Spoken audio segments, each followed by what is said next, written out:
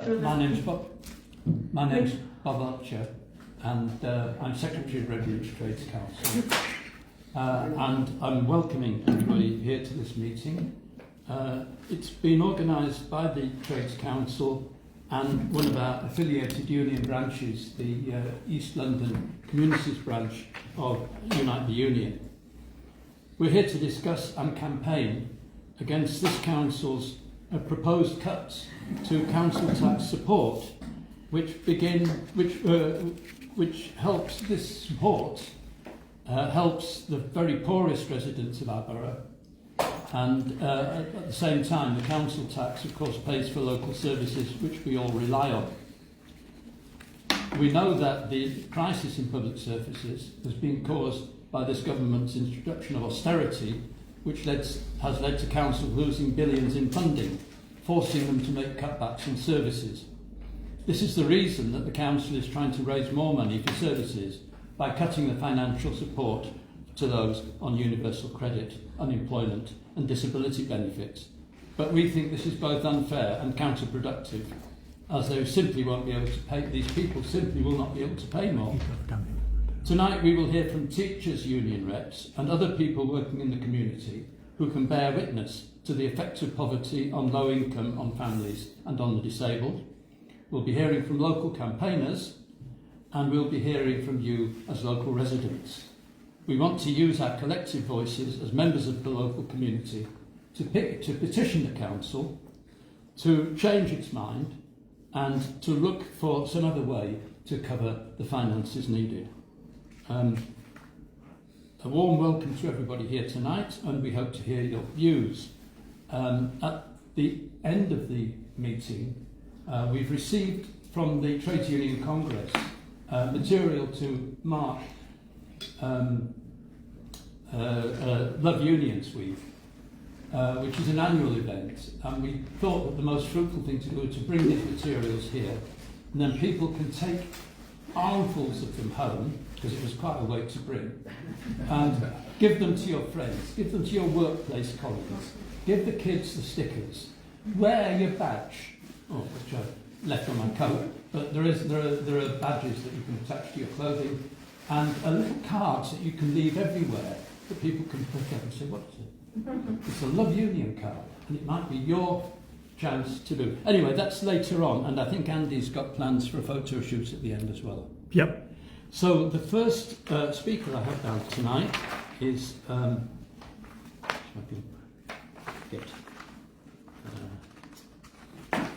sorry, paper sticks together at the moment. Oh, I haven't got the speakers list.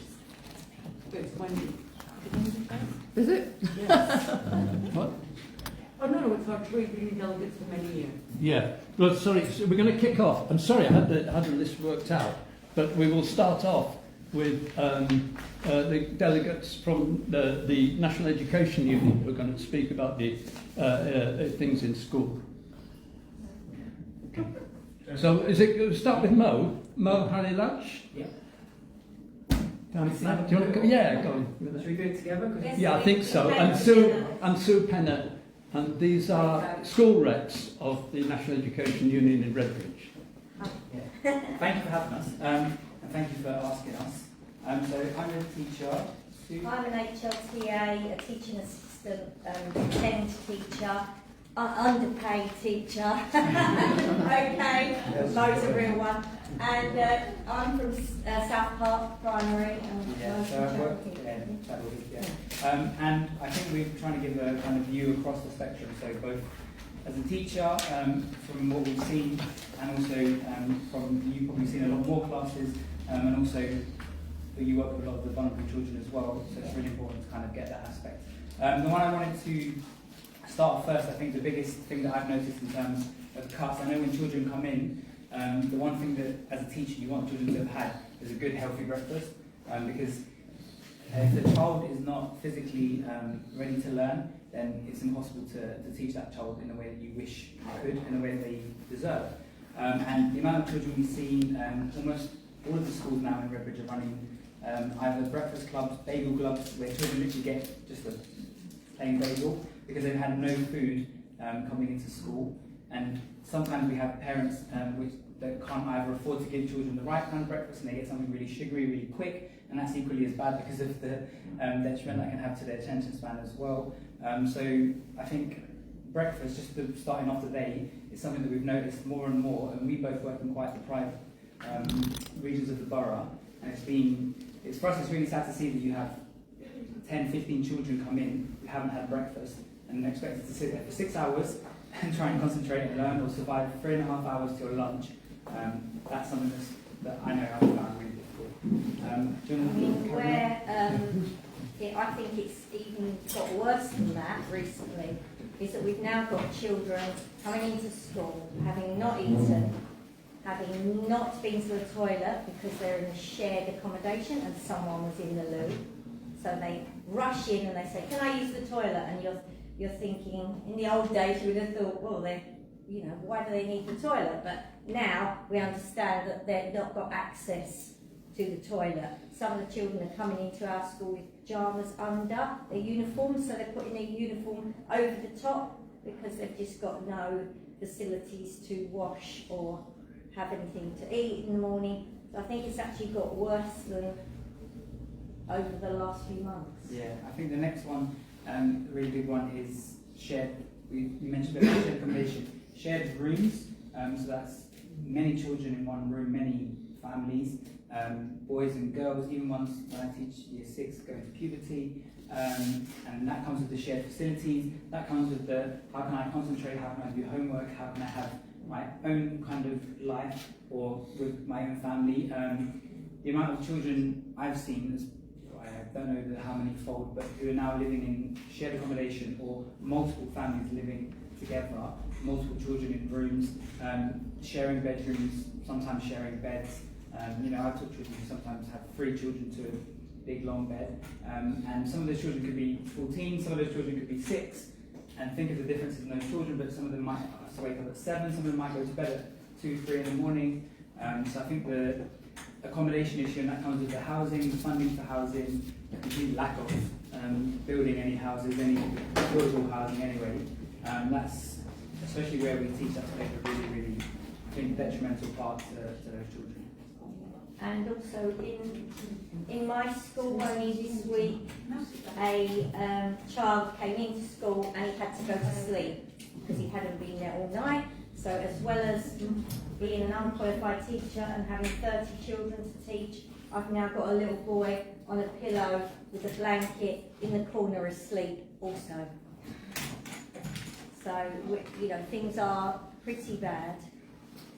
Yeah, we have time, before we just stick, because we've got a strict time limit, just a couple of the kind of major concerns, but there's so many in terms of funding schools for equipment, basic equipment like books, pencils, pens, tables, chairs that are not kind of out of date and broken, but those are the kind of 2 where they really have an impact on the kind of family life of the child, which then comes into school and has a real impact on, because you've got to remember there's 30 of those children, not just the 1 or 2 that we talked about, but there might be 10 or 12 in a class, and the purpose is hopefully to learn and to help them have a brighter future, but without that kind of fundamental basics at the start, and without them being ready to learn because of the issues that the funding cuts are causing, it's impossible for any teacher, no matter how good, to help those children. And we don't have staffing, so I've not got a TA in my class like when I started 14 years ago. I was the TA in the class, and now I'm the teacher with no TA in the class. So that this is what it's come to because of funding. Yeah. Well, thank you very much indeed. That resonates enormously, and it reminds me of when I started teaching in the late 60s, and you had all those problems which we thought had gone away, but a grim picture indeed in what is actually meant to be quite a prosperous borough. And there's even across the whole of London, which is meant to be a very prosperous city, there's tons and tons of the same kind of stories as well. Well, thank you very much indeed, Val. Yeah, that was so brilliant. If you could put together a short written version of that, we'll find ways of getting that around. Right, the next speaker is from the other trade union branch that is supporting this event, which is East London United Community Branch. So if I can call on Yes. Wendy, are you? Yes, I'm here. Yeah, good, thank you very much. Hi everybody, yes, I'm a member of Unite. I don't know if people know that the Unite community is a branch for unemployed, disabled and retired people. So obviously these cuts are going to affect a lot of our members and obviously the community. So the aim of the meeting is really and the petitions to persuade Redbridge Council not to cut the council tax support for the poorest residents. We know we're in the middle of a cost of living crisis. People can't put food on the table or pay for necessities.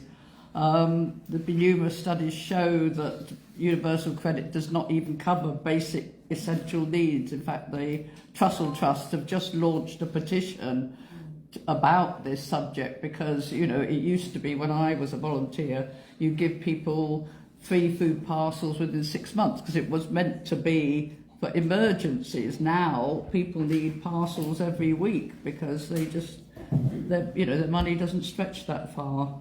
I think Joseph Rowntree said that there's 6 million people, or 20% of all adults, if you could think of that, living without what they call is deep poverty, which really means that there's two, they either haven't got the money for food or fuel.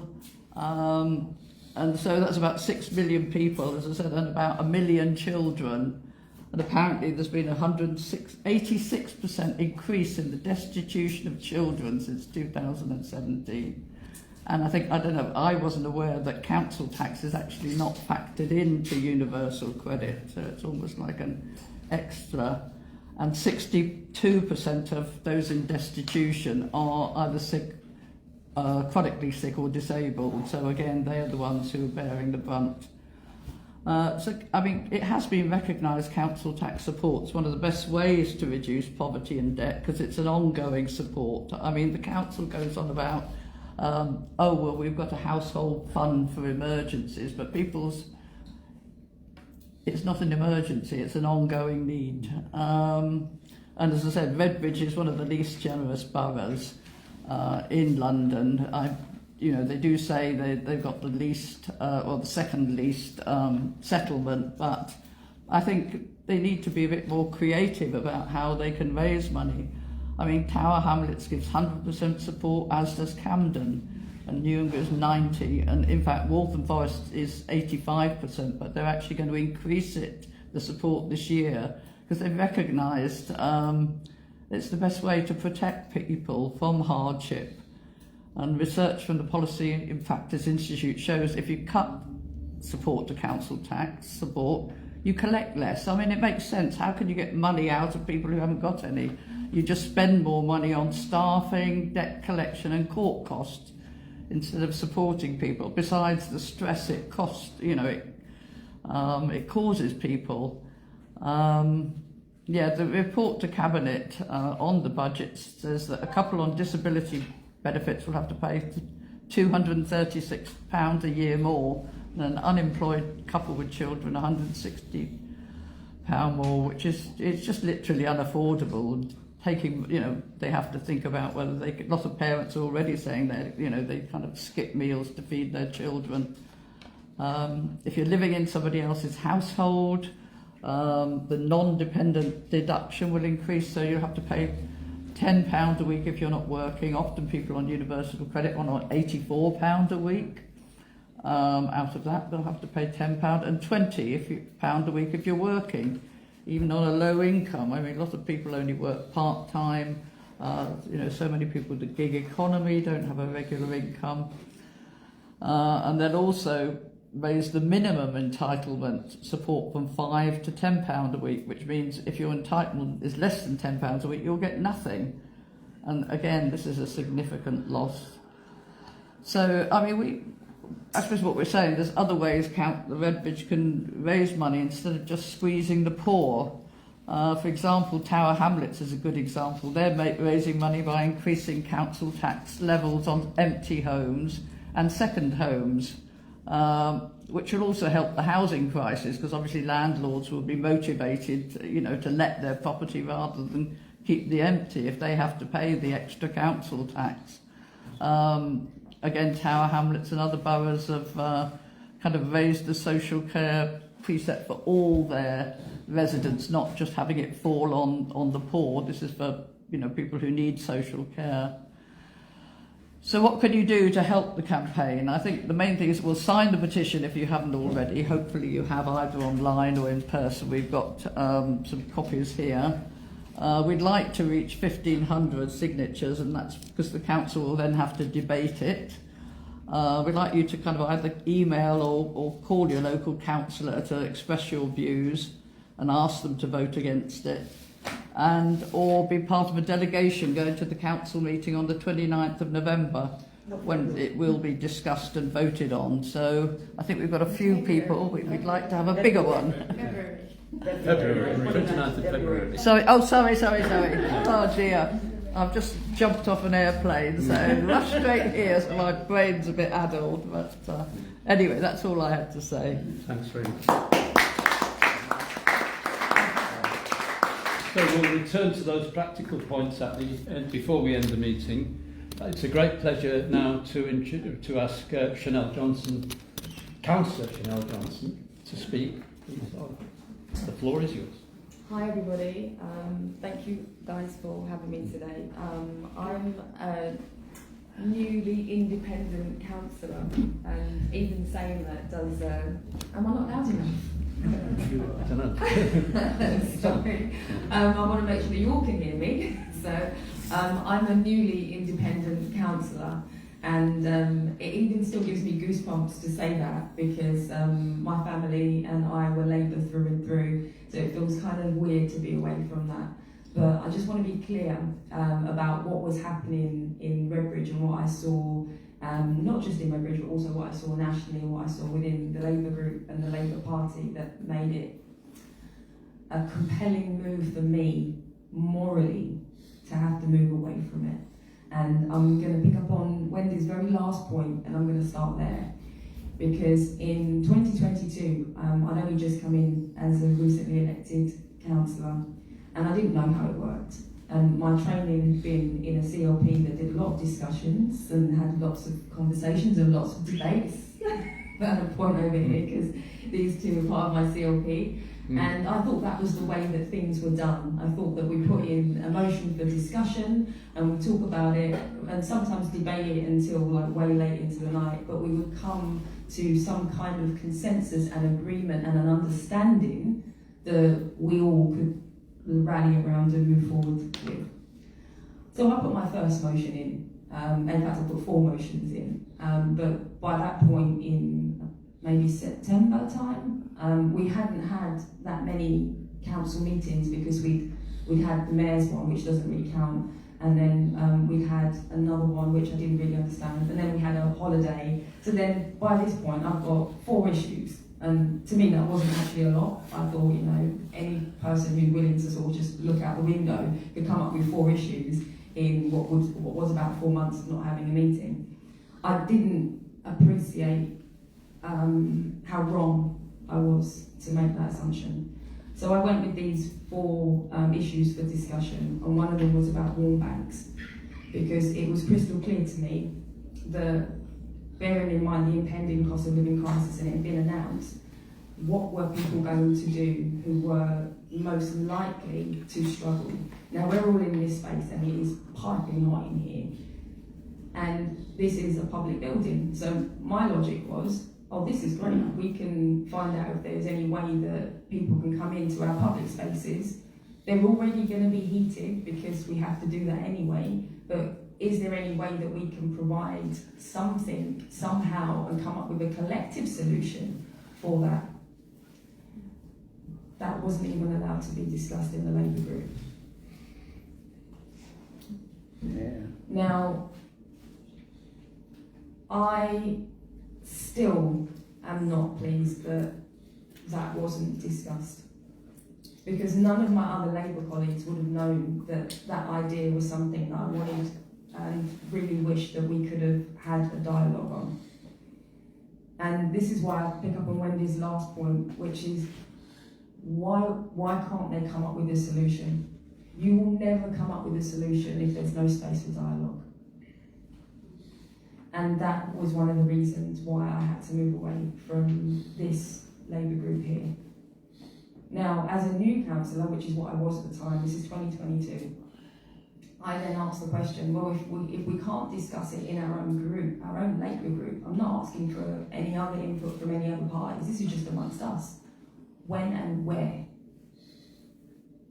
That answer never came. I've never spoken at a council meeting. And that just goes to show you that it's completely orchestrated, so that the people that are speaking are the ones that are never going to be the condescending voices, never going to question the status quo. That is not me. I believe that everybody has value. There is no point having the 60-something councillors in Redbridge if you're not going to be able to add value. You've got some serious professionals in the room, in and amongst that councillor group. Why are we not using their professional skills?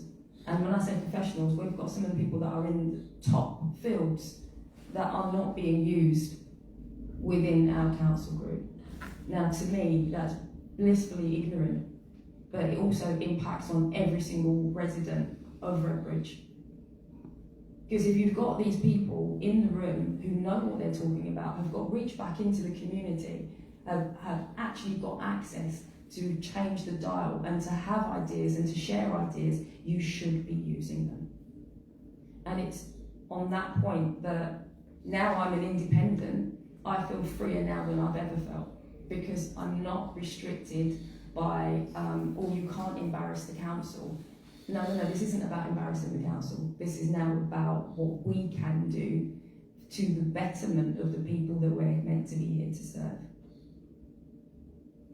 So, I could go on and on. You've got me on a roll now. I've only got 10 minutes.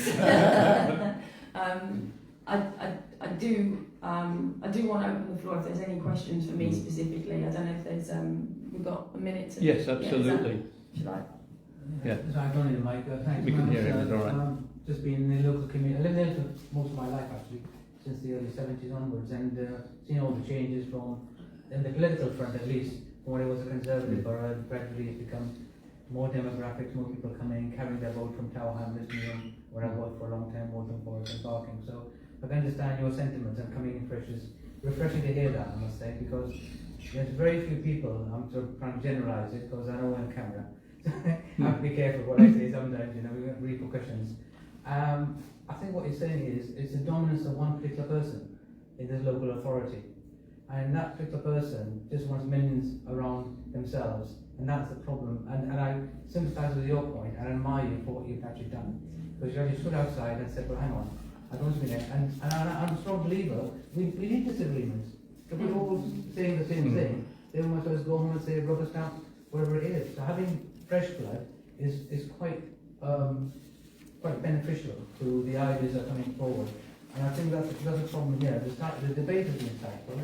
There are rumours going around in the way and the style the person at the top runs the council, because maybe they think, the ego is bigger than the actual practicalities of what the people want. And quite often people forget where they come from. They want to be councillors, and once they're there, they suddenly forget, I'm going to come in on that just because I'm mindful that there are other speakers. But the point that you said, and I think this is key, is when something becomes egocentric and it becomes driven by somebody's ego, that is very, very, very hard to challenge. And this is why there does need to be more independent councillors, people that are actually willing to not just challenge the status quo, but represent the people that have voted them in. And I think that's where it's absolutely key. Like, you guys come from a school. Why aren't you standing to be local councillors? You see my point, don't you? What you've said today moved me. You should be saying that in the council chamber, because other people need to hear the reality of what you're facing day in, day out, schooling our children. They're tomorrow, and if we can't do something for them today, then we're fundamentally flawed, because they are the future. Sorry. Thanks very much. I'm going to return to this. After? Well, yeah. Sorry, what I'll do, I'll take get back to the list of speakers. We've still got time for other interventions afterwards. That was a specific intervention to what you said, and I'm glad we heard it. So next is Andy. Thank you. Thanks, Chair. Hopefully everyone can hear me. Name's Andy Walker. I'm not going to use the data and the detail, but if you want to find it, you look for me, Andy Walker 1945 on Twitter. I've put all this stuff up tonight. You can have a paper copy if you're wildly enthusiastic. But the key point to my mind driving poverty is the child tax credit withdrawal that happened a few years ago. It's about £300 a month per child. So this is a huge amount of money. After 2 children, you don't get it anymore. And when this was introduced, Stephen Kinnock at the time, he was concerned about it would be the new eugenics. For those who aren't aware of what eugenics is, it just means breeding out the poor, really, those with defects or racial minorities, whatever, disabled. And I'm concerned that Kinnock's words were prescient.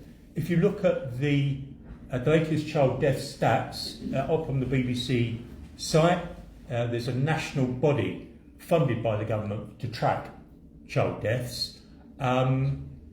The child deaths going up. Miss Eid, an FT analyst, she did some work.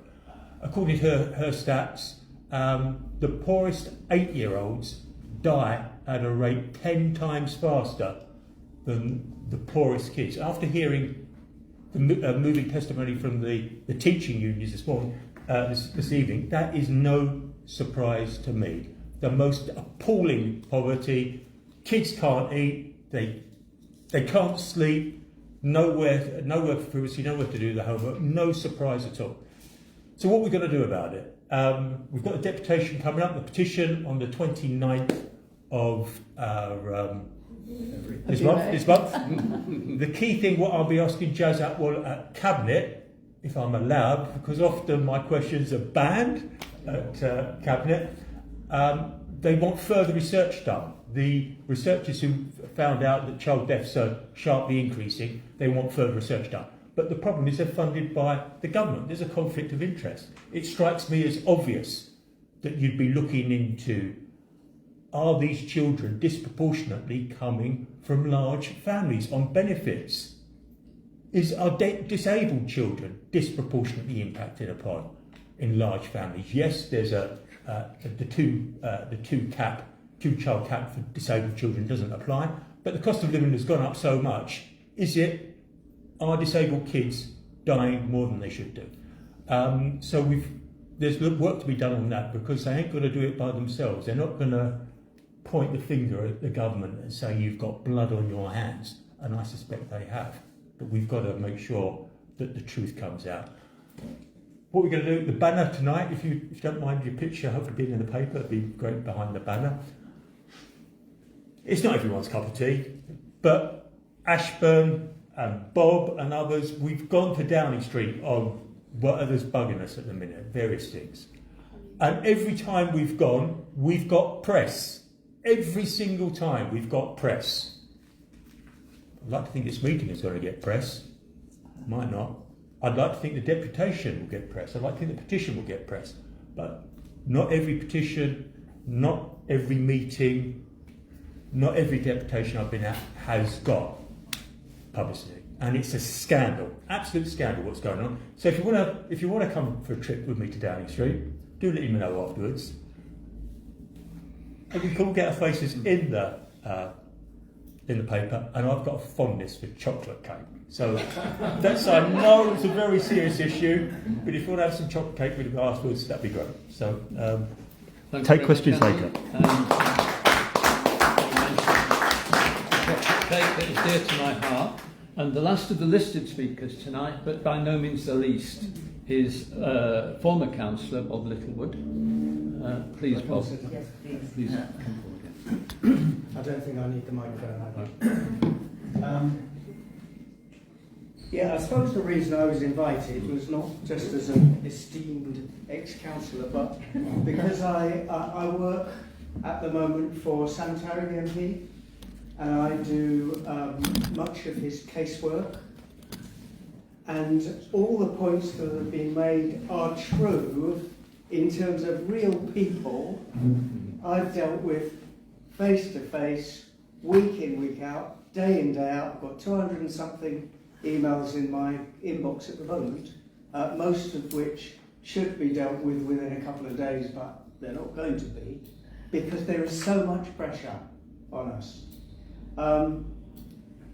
It's very interesting that there have been some statistics used this evening, but actually Redbridge Borough Council doesn't do their own kind of evidence gathering.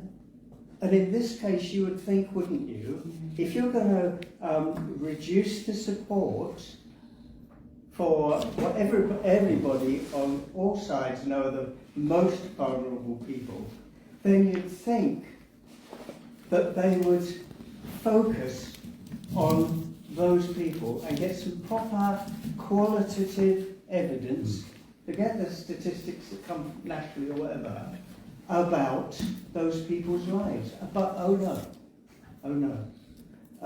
The majority of my cases that I deal with regularly are housing cases, and without giving you too many examples, I've got very many cases of people living in really, really poor privately rented accommodation, and my job is to dissuade the council to support those people.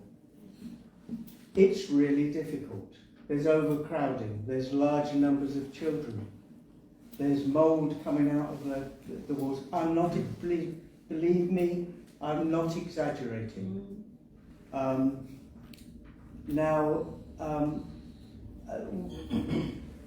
are things that there are people who are sort of out of the system almost. So, for instance, a number of cases I've dealt with in the last few months concern people not getting the benefits that they deserve. So they're not even in the category of benefit claimants, or at least one big flaw in the system is with personal independence payments, and so many people don't get what they deserve. They get the pathetic lower rate rather than the higher rate. And we're very lucky in the office because we've got an expert on that, and we've got a partner in London that helps people to fill in their forms to get the higher rate, and we have some success. But it shouldn't be like that. The DWP should be doing its bloody job properly, excuse me, and sorting that out for people. So I could go on and on and on, but every time I get a housing case, one of the more serious ones, which is very many of them, there's also a debt issue. There's also a mental health issue. There's also a child poverty issue. There are issues frequently with large families with a female head of historic domestic violence. So when you get a housing case, it's all these things as well. And the debt that people get in is really serious. They don't come to us and say, I'm in debt, what do I do? They come to us with a housing problem or with another problem. But it so often boils down to them having the lack of means to get out of the situation that they're in.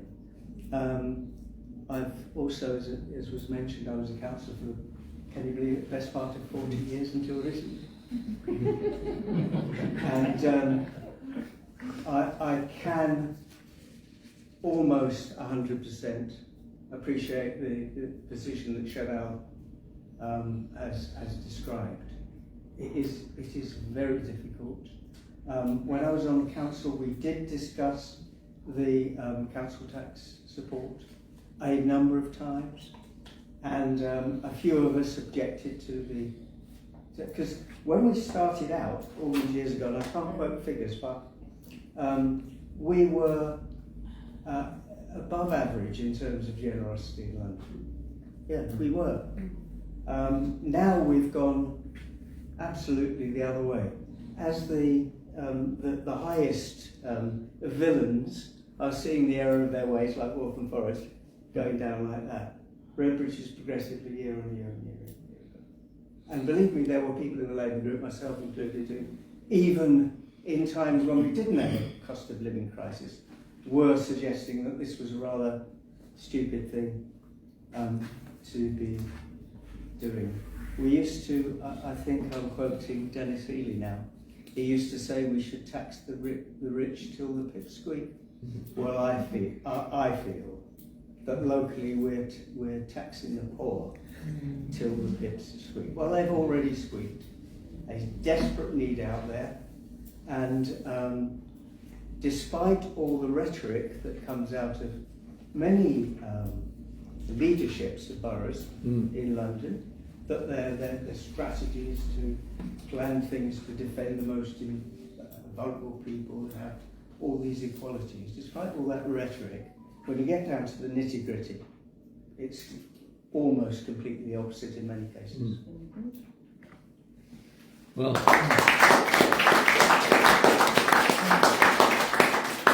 we've now got some time for points from the floor of the meeting. I know we want to keep the last 10 minutes or so for a discussion of what we're going to do and how we're going to do it. But I'll take Barbara first, and then the gentleman second. Yeah, and third. Right. Excuse me not standing up, but my mobility is very poor. As a past councillor, I think the slippery slope had started when I was no longer a councillor, so I fully support everything Chantal has said. Sorry, it's not Chantal, is it? Like the perfume. Chanel. Anyway, I was chair of the Labour group for a while. You were saying that would give you a little bit of something, wouldn't you? But no, it didn't. And it's very, very disappointing now. I believe in democracy, and I don't think we have a council or a leader that seems to believe in democracy. It's what I say goes.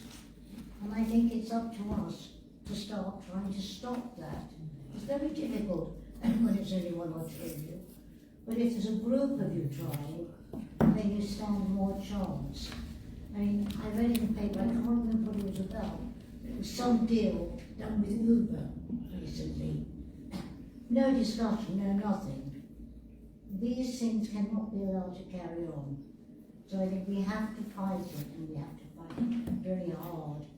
And if we know things like somebody's being economical with the truth, shall we say, we must pull them up on it. Now, I don't know how people feel about the new Lido and the proposed one in Valentine's Park. I think it would be lovely if we had the money. I was brought up that if you could afford it, you might be able to have it. But if you couldn't, then you couldn't have it. And I see that these things are happening just to make one or two people look very good. Vanity project. Extremely good in that. And once again, these are things I think we have to challenge and really sort of, not an easy task, I know. Thank you. But what can't do, can do. I like that attitude. Thank you. Thank you. My name is Mohammed Asif. I just want to pick up on, just follow on from what you said. So very similar reasons and moral grounds. You already know I'm standing or intending to stand as the parliamentary prospective candidate for Ilford South. And let's link it to what's going on here. The current leader of the council has been selected to become the prospective candidate. So everything you're talking about, just imagine that going up a level, and what will that do to Ilford South? So for very similar reasons, I've decided I am going to stand. And I want to talk about action, because, you know, like Bob, I've been involved in Redbridge for many, many years. We go back, not as much as 40 years, but fair enough. So I'm definitely signed up to the petition. You want 1,500? I'll get you the 1,500. I've got more than that on my WhatsApp group for the current campaign. This Friday there is a health check going on, not far from here, just opposite Albert Road, the community centre. There will be so many people coming in for that. Happy to take petitions there and get people signed. Also make the awareness, because actually, just to kind of make you aware, I don't think not everybody in Redbridge, certainly within all the community groups, is aware. It's not on the agenda, but certainly after this evening I'll be putting it on the agenda and you will get that traction. Also happy to sign up with going on the 29th to the council. I've done council meetings before, I've spoken up on issues before, and this definitely needs addressing. The people who need our voice most are the ones that are least able to say anything, and that's what I believe that we need to do. So you definitely have me on board, and I'll say inshallah, God willing. Thank you. We'll get there. Thank you very much indeed. Please. Well, If you, what I was going to say is that submitting a question, I think, is so unjust. You go to a meeting or you go to cabinet and you have to submit a question. I think that's totally not accepted. I think the public's got the right to ask questions in any form, any shape, any meeting, and time should be set aside for the public to ask the question. You shouldn't have to sign, you shouldn't have to submit a question. And when you do submit a question, you're lucky even you can get to a reply to say that. Yeah, it's absolutely ridiculous, and we need to stand for that. thank you very much. Well, thank you both for organizing and also the speakers on the panel. It's really good to hear your thought, but I missed most of the part. Probably Chanel's was a roaring speech, probably I missed because I have my other opportunity to engagement. My name is Khaled. I was a councillor as well for 4 years, many of you know. And then I echo with what Barbara said about the council and Chanel and Bob, what it has expressed. We all know that the state of democracy in the Bahrain and how things is running at the moment. We all effectively facing this situation and then observing in silence the whole this year. I just the time has come now for do some action on our part as a residents and as a responsible person and a capable person, because unless until we do our bit as a citizen and voter, situation will not change. We need to do something. There is lots of momentum is going on Redbridge and independent movements, Ilford South, and also local communities as well. I am also part of this one of the group which recently set up, is probably you know Redbridge Matters. We're focusing Ilford South election, that is selecting an independent candidate, and also our bigger take is focusing on 2026 local election. And I'm pleased that Chanel is involved with us, and you also involved with us. I mean, many of us in here, they attended in our meetings and also in the groups as well. What I want to suggest in here, many of us started our activism as a Labour activist, but it appears that the Labour Party lost its core moral ground to represent the communities. The fairness, social justice, equality is going somewhere. I'm not sure what is really happening. I served as a councillor, I was a Ilford South Vice Chair. Many years, probably everyone knows me. There's no need to say. But it appears that we are effectively going down to something that doesn't really belong to us, or we do not belong to this party. And we need to have a soul searching as a community member activist. Then we need to take that position on our hand, make some decision that how we can bring this position within the community, and also effectively allow the council or councils to take the residents' view into account. The only way possible if you take the decision correctly and then become part of the all the recent movement is going on locally. And I would like to see that everyone has become part of these things and gradually campaigning for the better towards the democracy and right for Thank you very much indeed. I have sought 2 more speakers, so if you come now and then the lady at the back. I used to be a welfare rights officer, so I've had a sort of keen interest in council tax support, particularly as before the Tory government abolished council tax benefit in 2013, it was accepted that people on basic needs-tested benefits had no money to pay the council tax. Since then, people are worse off than they were at that point.